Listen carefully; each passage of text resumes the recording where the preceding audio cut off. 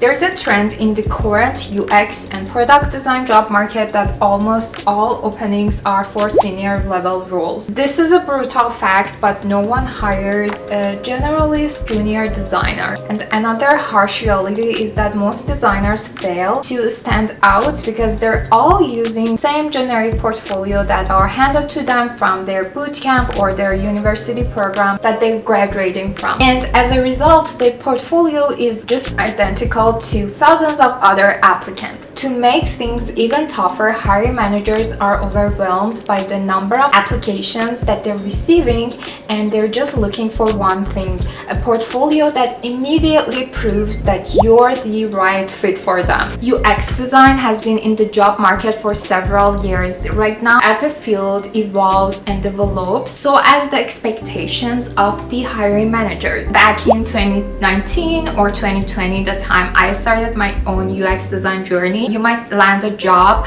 by having just a generic portfolio, but in 2025 the bar is higher and hiring managers are expecting you to be really expertise. But I admit it's so tough and unfair for people who are just in junior level and they're just looking for internships or junior level jobs. But I'm gonna share with you 4 tips in order to stand out in this competitive job market with so many designers applying for the same roles. It's not enough to just have any portfolio. You need to have a portfolio that sets you apart and shows you're an expert in a specific area. Tip number 1 is niche down in the industry. Hiring managers don't want to sift around generic portfolios. They want to see that you're specialized in one specific industry and your portfolio is different from other people's portfolio. When you niche down, you're telling them, hey, I'm an expert in this area. This is the way you show you're specialized in the field or in the industry. My niche is in FinTech, and because I have experience working for banks right now, I'm a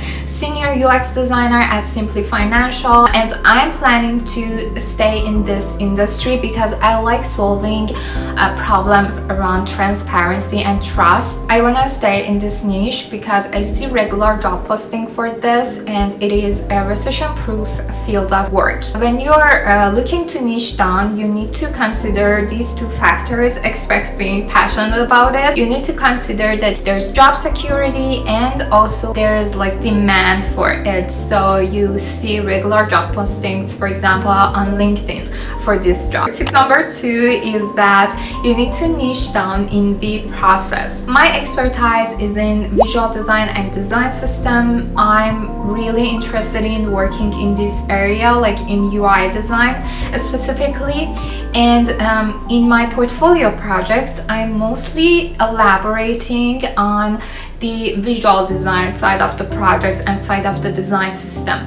So when you're writing your project documentation or your case study, just think about what area you're more interested in. For example, we have research, accessibility, user testing, design systems, content writing. So if you're interested in getting a UX research job, you need to have more details like UX research methods that you use for your project. To show you what I mean by specializing in a design process, I can show you my own design process for example, redesigning the checking account page that I worked on. So as you can see, I have like the project overview, and here is my project structure. So background here, I give an overview of the project, like very high level, what is it about, and then I have this animation still like with this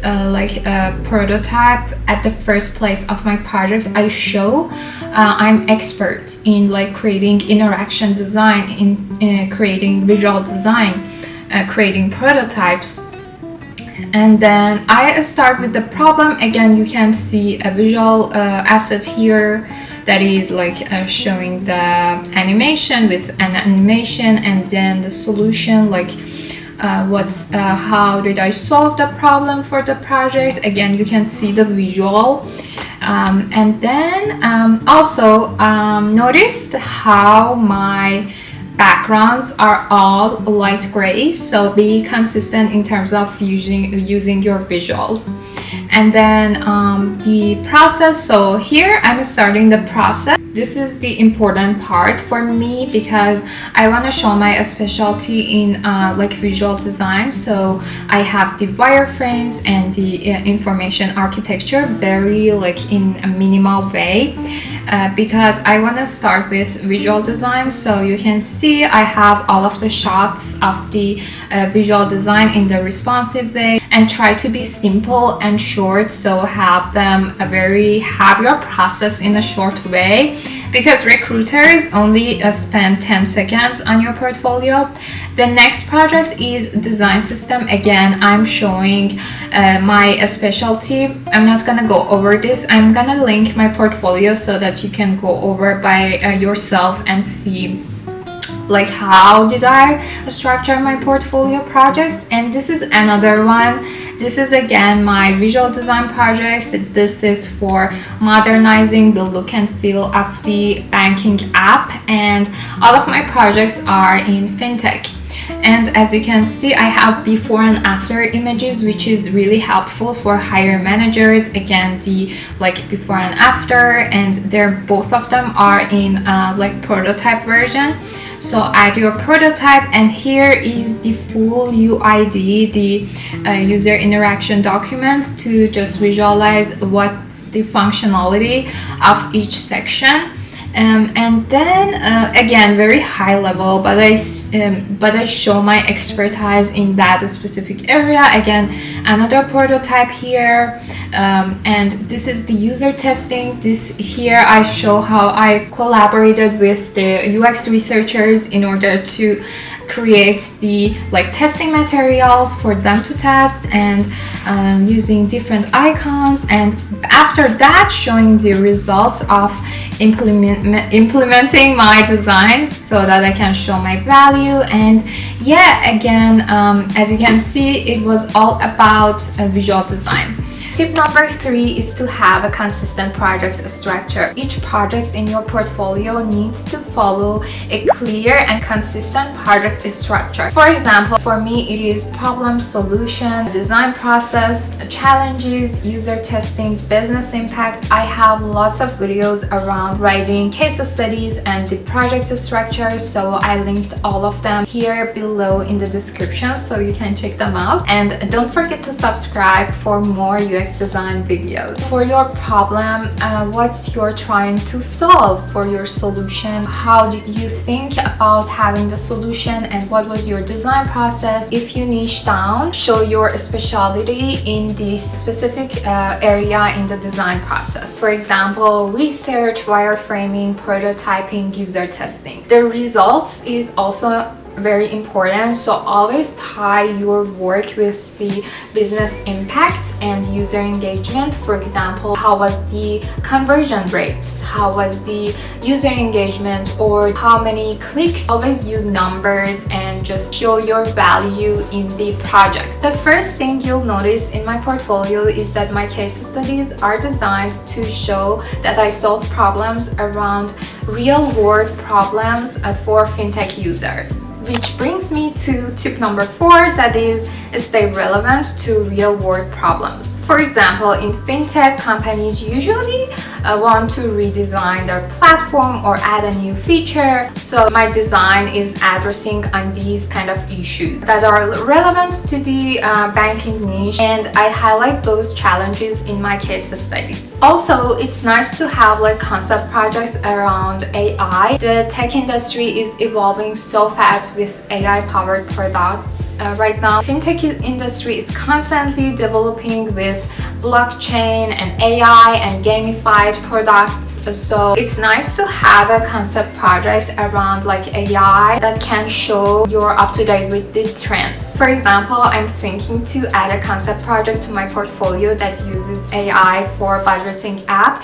This shows that I'm thinking ahead and I'm a very innovative person as a designer. The final tip is that I know that getting interviews is so tough right now, but remember that quality beats quantity. Instead of applying to 100 random jobs, it's nice to just tailor your portfolio to just in a specific area or industry, like you want to work in healthcare or banking or like beauty or tech. So tailor your portfolio for the company that looks for that match, and show the companies how your niche and skills are aligned with their expectations and with their process. I'll design portfolio with like 3 to 5 projects that are strong, outshine the one with like 10 very generic ones. So to recap, niche down in the industry,